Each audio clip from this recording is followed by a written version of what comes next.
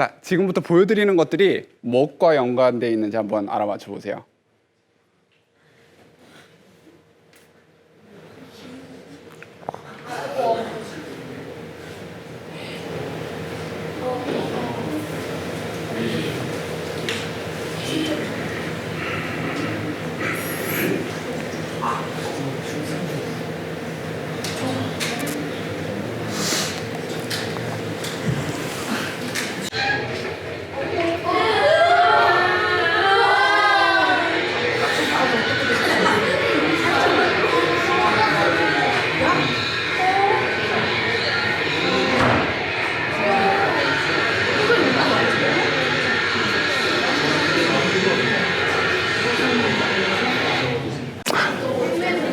방금 이거는 잡식가족의 딜레마라는 영화에서 살짝 발췌해온 거고요. 그러면 정답이 뭐게요? 뭐와 연관이 있을까요? 여러분들이 저를 초청해 주신 이유이기도 하고 오늘 저의 주제이기도 한 비거니즘, 동물권, 육식 이런 것과 관련이 있어요. 그쵸, 축산업도 그렇고. 아까 보셨던 이 핑크빛 강 예쁘지 않나요? 뭔가 이 밑에 거랑 비슷하지 않아요? 근데 이 위에 핑크빛 강은 사실 강이 아니에요. 이 위에 있는 것들이 다 축사거든요. 축사 옆에다가 거대한 웅덩이를 파가지고 축사에서 나온 배설물들을 그쪽에다가 다 쏟아 넣는 거죠. 위에는 돼지들이 있을 수도 있고 다른 동물이 있을 수도 있어요. 근데 우리가 흔히 아는 똥 색깔이 아닙니다. 그죠? 사산으로 나온 새끼 돼지와 후산으로 배출된 것들과 피와 대변, 소변, 약물, 화학약품의 화학작용이 이것들의 색깔을 분홍색으로 바꿔놔요. 축산업에 있는 동물들이 얼마나 많은 배설물을 내놓느냐면요. 다 합쳐서 말하는 건데 인간과 비교해서 약 130배 정도 더 많은 배설물을 내놔요. 말인즉슨 1초에 40톤 정도의 똥을 싼다는 말이에요. 이것들이 오염시키는 힘은 도시 하수보다 160배 정도 더 강한데 이걸 처리할 시설은 없어요. 그래서 옆에다가 큰 웅덩이를 파가지고 액화시킨 똥들을 다 쏟아 넣는 거죠. 만약에 이것들이 가득 차면 어떻게 할까요? 옆 땅에다가 그대로 분사해요. 말 그대로 분사를 해요. 근데 옆 땅에도 사람이 살거든요. 근데 옆 땅에 사는 사람들은 되게 가난하고 사회적 지위가 굉장히 낮은 사회적 소수자들이에요. 그래서 분뇨 안개는 되게 사람을 죽이진 않지만 인후염, 두통, 기침, 콧물, 설사 혹은 비정상적으로 과도한 긴장, 우울, 분노, 피로 등 정신적 질환을 포함한 많은 증상들을 발생시킵니다. 그래서 우린 이거를 환경 인종차별 또는 환경 불평등이라고 부를 수도 있어요. 어떤 기업은 이 끔찍한 거를 강에다가 그대로 방류하기도 해요. 95년 스미스필드라는 업체는 노스캐롤라이나 뉴리버강에 올림픽 규격 수영장 250개만큼의 양의 저 똥물을 방류했어요. 그걸로 인해서 죽어간 물고기 수는 1000에서 1400만 마리 정도 되고요. 스미스필드라는 업체는 수질오염 방지법을 7000번 이상 위반한 채로 벌을 받았습니다. 저렇게 가득 찬 웅덩이가 조금의 비에도 흘러넘치겠죠. 그럼 좀 많은 양의 비는 어떨까요? 노스캐롤라이나에 허리케인이 왔을 때 수십 개의 웅덩이가 완전히 넘쳤어요. 이 사진은 강사진이에요. 꽤 오래전 영상이지만 한국 상황은 어떤지 한번 보겠습니다. 물고기는 것만이 문제가 아니라 소가 먹고 나서 배설하는 배설물도 큰 문제다. 소 한 마리는 인간의 약 20배를 배설하고 있다. 지구상에 14만 마리의 소가 배설하는 배설물은 엄청난 양의 것이다. 이 배설물이 한천으로 쏟아지면서 지구의 수질오염 문제를 불러일으키는 것이다. 우리나라도 이외는 아니다.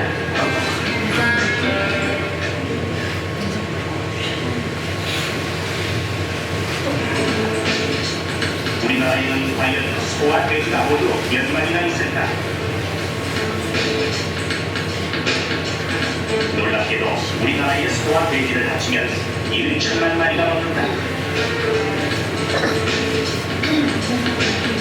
소가 300만 마리이며 돼지가 700만 마리 정도.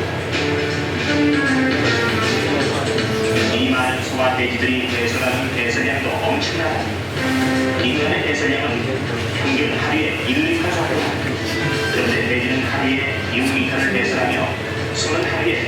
26m를 배설한다고 한다. 이 배설량을 전체 소돼지의 마리수로 따져보면 하루의 배설량이 무려 1억 2천 리터에 이른다는 계산이 나온다.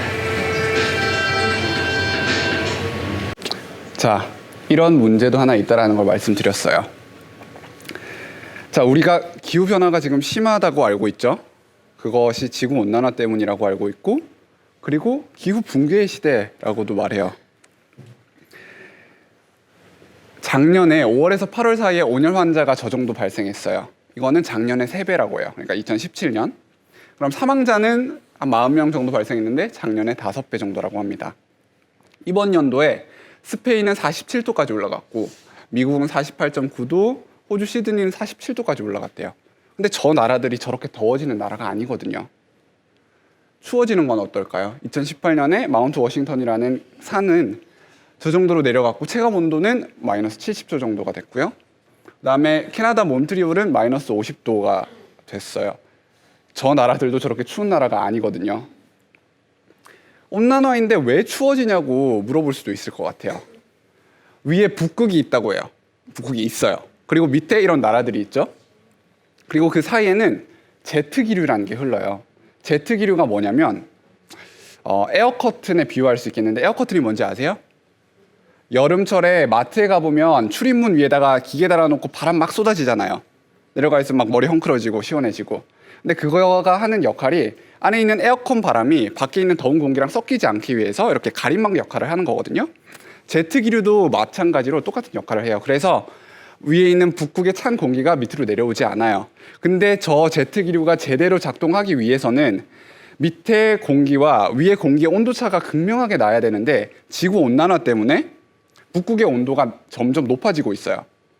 그래서 제트기류가 점점 약해지는 거죠. 그래서 겨울이 되면은 북극에 있는 찬 공기가 밑으로 내려오게 돼가지고 우리나라도 엄청 추워졌잖아요. 매번 더 추워지고 있잖아요. 그런 식으로 엄청 추워지는 거죠. 지구온난화인데도 불구하고. 이런 식인 거예요. 봅시다. 이제 그런 이상 기후 때문에 산불은 비정상적으로 커지고 잦아져서 더 많은 사람들이 다치고 피해를 크게 받아요. 그리고 해수면이 높아져서 태풍 때문에 육지로 들어온 바닷물은 더 많은 양의 집을 침수시킵니다. 지구온난화가 직접적으로 우리에게 영향을 미치는 시대에 우린 살고 있어요. 이제 다음 영상은 그 이상 기후 때문에 피해를 받는 사람들의 영상이에요. 잠깐 보실게요.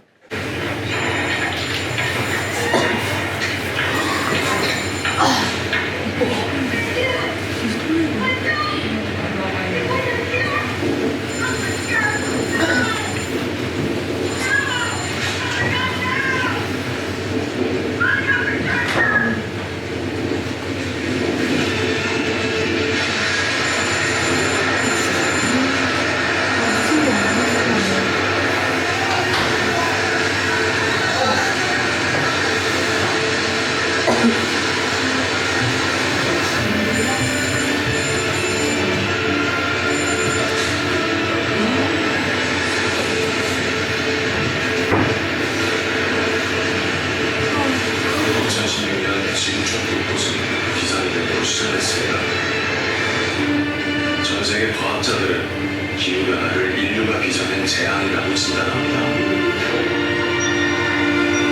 지난 100여 년간 인류가 눈부신 발전을 한 사이 급격히 상승한 지구 온도 때문이라는 것인데요. 우리가 목격한 기후변화로 인한 피해는 더 이상 누군가의 이야기가 아니었습니다. 기상이변은 50년 전보다 최대 50배까지 늘었고 한 해 500만 명이 목숨을 잃고 있습니다.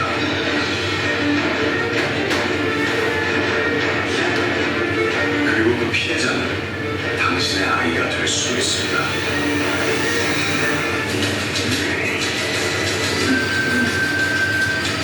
한 연구 결과에 따르면 전 세계에서 기후변화로 인한 사망자가 연간 500만 명에 달한다고 합니다. 유지할 수 있는 한없는 숫자입니다. 피해 역시 1,300조 원에 달한다는 충격적인 결과가 있었습니다. 여기 영상에서는 여러분의 아이가 영향을 받을 수 있다고 하지만 우리가 영향을 받고 사는 거예요. 우리 한 80년, 90년 정도 더 살 날 남았잖아요. 계속 이렇게 점점 더 악화될 거라고 생각하고 있는데요. 여기서 1.2도 정도 더 올라간다라고 하는데 저도 그런 궁금증이 있었거든요. 아니 1, 2도 올라간다고 왜 이렇게 크게 호들갑이지? 라고 생각하는데 우리 몸만 해도 1, 2도 올라가도 병원 가잖아요. 3, 4도 올라가면 죽고 그런 거라고 똑같이 생각하시면 될 것 같아요. 여러분이 아는 시리아 내전, 많은 사상자와 많은 난민을 낸 시리아 내전 역시 지구온난화가 큰 영향을 미쳤다고 말해요. 이상기후로 인해서 극심한 가뭄이 어떤 지역에서 발생하고 거기에 있는 농부들은 먹고 살 길이 없어서 도시로 나오게 돼요. 근데 그들을 위한 정부의 대책은 전혀 없었고 시민들의 화는 끝까지 차올랐고 그 상황에서 내전이 발생하게 된 거죠. 영국 노동당 대표는 이런 말을 합니다. 비상사태 선포해야 된다고. 그래서 더 이상 낭비할 시간이 없고 행동을 지금 취해야 되고 정치인들은 시위에 화답해야 된다고. 절망할 때가 아니라 행동을 취해야 된다고 말을 해요. 그래서 여러분이 잘 알다시피 그레타 툰베리가 시위도 하고 있고 한국에서 이런 시위도 일어났었죠. 그리고 여러분들도 9월 달에 시위에 나갔다고 들었어요. 맞나요? 네. 그러면 여러분은 기후 위기가 지구온난화 때문이라는 걸 아시고 그 지구온난화가 온실가스 때문이라는 걸 아실 겁니다. 그럼 온실가스가 제일 많이 배출되는 곳은 어딜까요? 석탄 태우는 거, 축산업, 아니면 뭐 운송수단. 유엔에서 2006년 발표한 보고서에 따르면 축산업이 배출하는 온실가스는 전체 양의 18%라고 해요. 근데 월드워치 연구소라는 곳에서 유엔이 간과한 것까지 다 합쳐서 발표했을 때 51%라고 합니다. 근데 모든 운송수단이 배출한 온실가스 양은요? 13%예요. 조금 더 자세하게 볼게요. 유엔 그 보고서에 따른 그 분류인데요. 뭐 다른 것들을 다 본다 하더라도 축산업이 제일 높아요. 18%라고 하더라도. 이거는 이제 월드워치 연구소에서 나온 거예요. 보기 조금 뭐 복잡할 수도 있지만 쉽게 말하면 유엔이 말한 것이 여기 있고 그 밑에 것들이 유엔이 간과한 거예요. 가축의 호흡, 뭐 간과된 토지 사용의 문제, 메탄 온실 효과 뭐 이런 것들 다 합쳐서 보니까 51%라는 거죠. 자, 이거는 유엔 그 보고서를 쓴 뭐랄까 연구원과의 인터뷰예요. 볼게요. In 2006, the Food and Agriculture Organization of the UN, the FAO, published an important report which first brought the link between livestock farming and climate change to light. I'm now going to speak to Dr. Henning Steinfeld, the chief author of this report. Dr. Steinfeld, you have calculated that livestock farming is responsible for 18% of greenhouse gas emissions. That's quite a lot. In fact, 18% is quite a lot. It has to do with the fact that in this assessment we took into account all the changes in land use that are related to livestock, the production of animals in terms of methane, the manure management in terms of also methane and nitrous oxides, and the various steps of the feed production, livestock production, processing, transport, and so on that have to do with livestock and feed commodities. And this is how we get to 18%. Okay. How did you respond yourself when you were confronted with these figures? I knew it was high. I knew also the impact on water and biodiversity was going to be very significant. I didn't expect it to be quite as high, but this is the figure we came up with. Now, what do you think? What was the most shocking, amazing conclusion from your report? Well, I think one of the issues is that this huge environmental impact that livestock have is not well understood by the public. It is not even well understood by the farmers themselves. So there is actually a strong case for regulating the livestock sector much more than is currently the case. 여기까지만 볼게요. 자, 우리는 물 문제도 심각합니다. 우리나라도 물 부족 국가예요. 근데 우리는 펑펑 쓸 수 있어서 자각을 못하죠. 다른 나라의 현실은요. 현재 11억 명의 인구가 식수에 접근하지 못합니다. 감이 잘 안 오죠? 우리 여기 있는 모두가 식수를 쓸 수가 없다라고 생각을 해보세요. 근데 그거의 수천 수만 배 되는 인구가 식수에 접근을 못하고 있어요. 그리고 24억 명은 씻을 물이 없습니다. 18억 명의 어린이가 비위생적인 물에 감염돼서 사망하고 있고요. 그리고 수백만 명의 여성이 매일 물을 깃기 위해서 몇 시간씩 허비하고 있어요. 근데 우리가 물을 절약하기 위해서 사람들이 뭘 하라고 하죠? 변기에 벽돌 넣기. 들어보셨어요, 이거? 물 적게 쓰기. 또 샤워 빨리 하기. 일반 샤워기는 1분에 9.5리터 정도를 내뿜는다고 해요. 근데 절수 샤워기를 쓰면 7.6리터를 내뿜는다고 해요. 만약 여러분이 매일같이 15분씩 절수 샤워기로 샤워를 한다면 1년에 약 1,400리터 정도를 절약할 거예요. 하지만 만약에 여러분이 450g의 소고기를 먹지 않는다면요, 9,500리터를 절약하는 거예요. 단 450g의 소고기예요.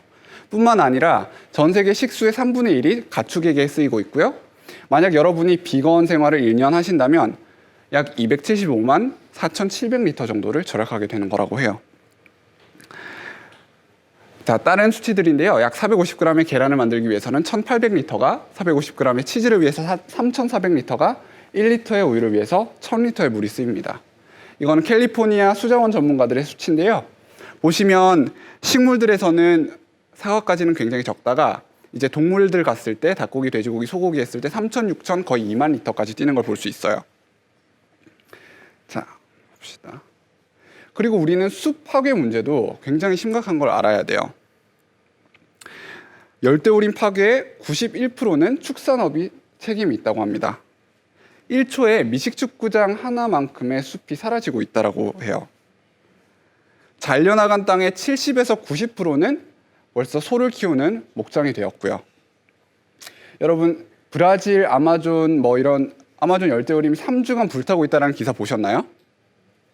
그건 역시 소를 키우는 목축업자들이 불을 지른 게 원인이라고 합니다.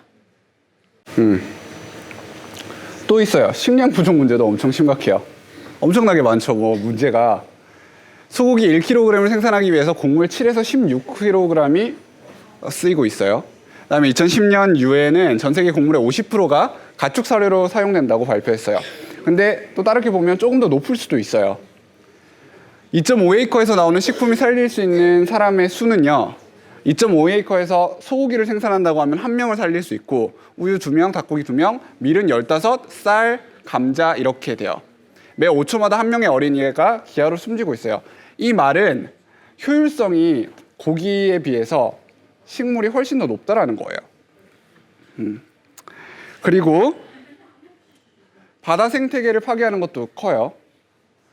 바다가 우리 숲만큼이나 굉장히 많은 산소를 발생시키고 있고, 그 덕분에 우리가 숨을 쉬고 살 수 있는데, 바다 생태계가 망가지고 있으면 그 역할을 제대로 하지 못하게 돼요. 아까 보셨던 폐수랑 그다음에 살충제 비료들이 바다로 흘러들어가서 해양 생태계를 파괴하고 있고요. 보셨던 것처럼 인간의 26배의 배설물을 소 한 마리가 생산하고 있고, 또 오염과 저산소증으로 어류가 집단 폐사하고 있어요. 자, 이건 트롤망 어업이라는 건데요. 보통 새우를 잡을 때 많이 사용돼요. 근데 새우만 잡는 게 아니라 저렇게 싹쓸이 하니까 기타 100여 어종, 가오리, 가리비, 오징어, 거북이, 상어, 돌고래 할 것 없이 싹쓸이 하거든요. 그리고 그들은 거의 다 죽어요. 잡은 거의 80~90%는 다시 되던져지거든요. 쓸모가 없어서. 근데 되던져지는 것들 중에서 98%는 죽은 채로 되던져져요. 그래서 2040년경이면 바다에 동물이 없을 거란 말이 그냥 나오는 말이 아니에요. 또 미세먼지 문제도 있어요.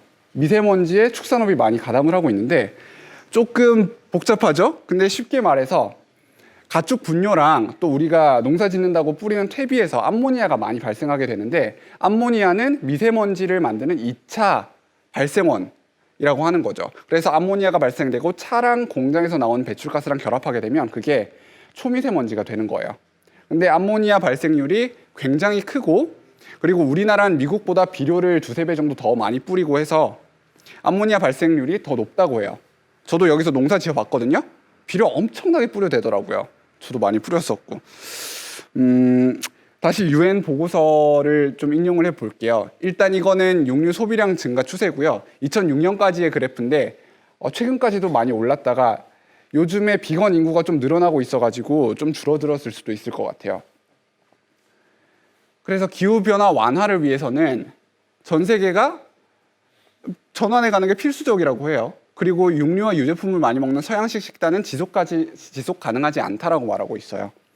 그래서 우리가 만약 전 세계 인구가 뭐 미국식 식단, 서양식 식단을 따라가면 우리는 지구 2개가 필요할 거예요. 근데 우리는 지금 하나밖에 없고 그마저도 병들어가고 있어요.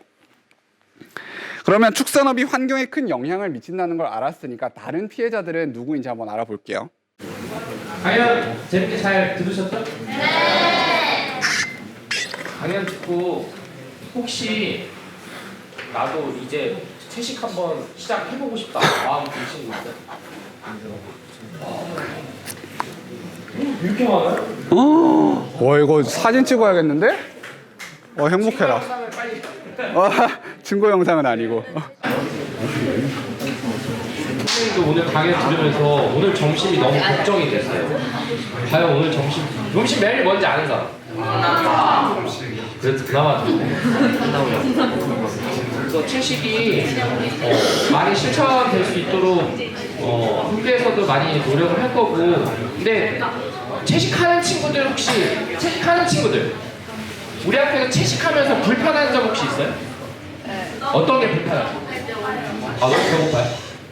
그건 채식하기 전에도 배가 고프긴 했잖아요. 또 뭐 불편한 거? 네.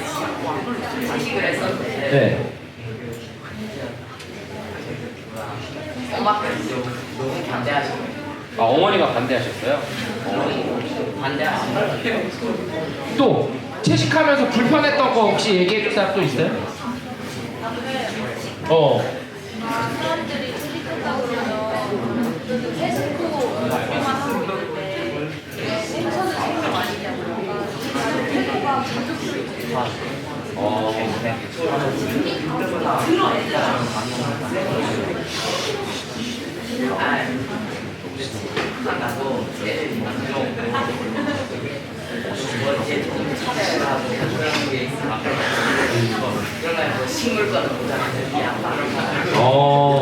지금 두 친구가 무슨 얘기했는지 들으셨어요? 주희야. 네? 들으셨어요? 네. 아니, 뭐? 아니. 왜 거짓말을? 네, 아니요라 말하셨어요. 그러니까 한 친구는 페스코여서 생선만 먹는 친구인데, 육류만 안 먹는 육류만 안 먹는 친구인데, 그러면 다른 거 뭐 생선은 뭐 그런 게 없냐 이렇게 따져 묻는 친구가 있었다고 그러고, 지섭이도 채식을 하고 있을 때, 야 식물은 뭐 그럼 보장 안 하냐? 이런 식으로 약간 비꼬듯이 얘기했던 친구들이 있었다고 그러네요.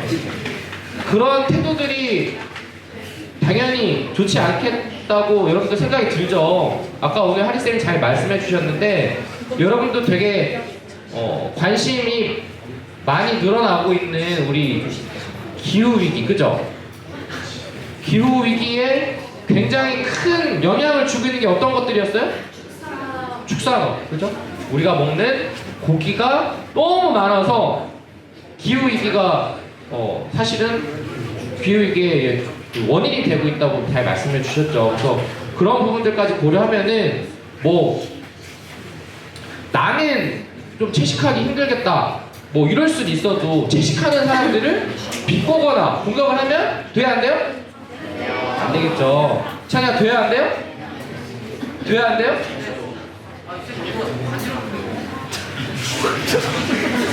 갑자기 이르지 마시고. 그래서 오늘 강연 들은 거 바탕으로 우리 모둠 토론하기로 했던 거 기억나요? 네. 그래서 1, 2학년들 친구들 모둠 짜는 거 중심으로 모둠 토론 어떻게 진행될 건지 창아가 이제 소개를 좀 해줄 거예요.